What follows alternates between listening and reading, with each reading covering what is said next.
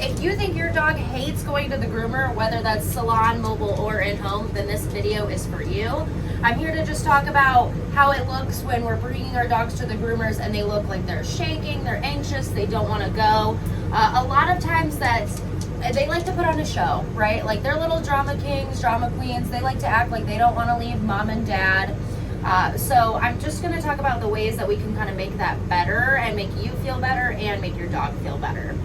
So I have a kind of a split. So half of my dogs that I groom will run right to my van and jump in. And then the other half are going to like seem a little nervous, a little hesitant, and are not going to want to go with me. So it's kind of like humans, right? How we have different personalities. Like some of us are more outgoing and extroverted. Some of us are more introverted. We just kind of want to stay at home. So that does have a lot to do with it. It's their personalities. But a lot of times they feed off of the energy of their owners. So if you are walking your dog and you're like, oh, it's gonna be okay, it's gonna be all right, we're gonna be fine, then they're feeding that energy and they're gonna want to be a baby, right? They're gonna want a baby and cuddle up to you and be like, no, no, no. So you just have to be confident and move and just be like, all right, you're fine, you know, good girl, Bristol, I'll see you later. And you have to exude that confidence and that energy that they're gonna be okay and they're gonna be fine.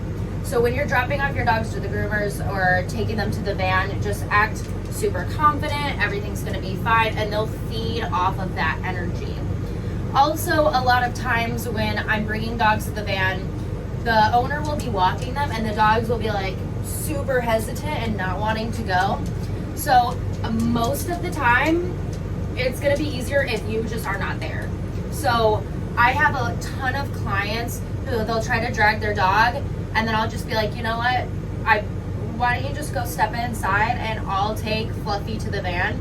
And the second they close that front door and the dog cannot see them, that dog runs with me.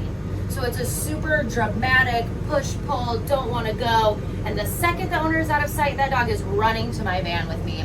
So I know that you might think that it's going to help walking with your dog to the van, make them more comfortable, show them that you're there, that it's okay.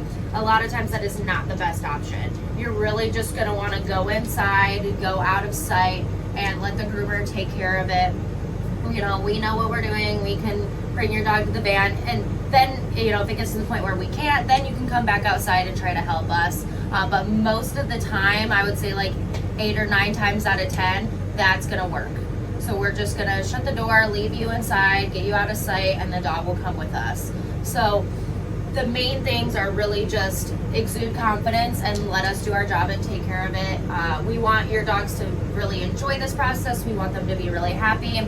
Obviously, we do have dogs that are nervous inside of the van for the entirety of the grooming process.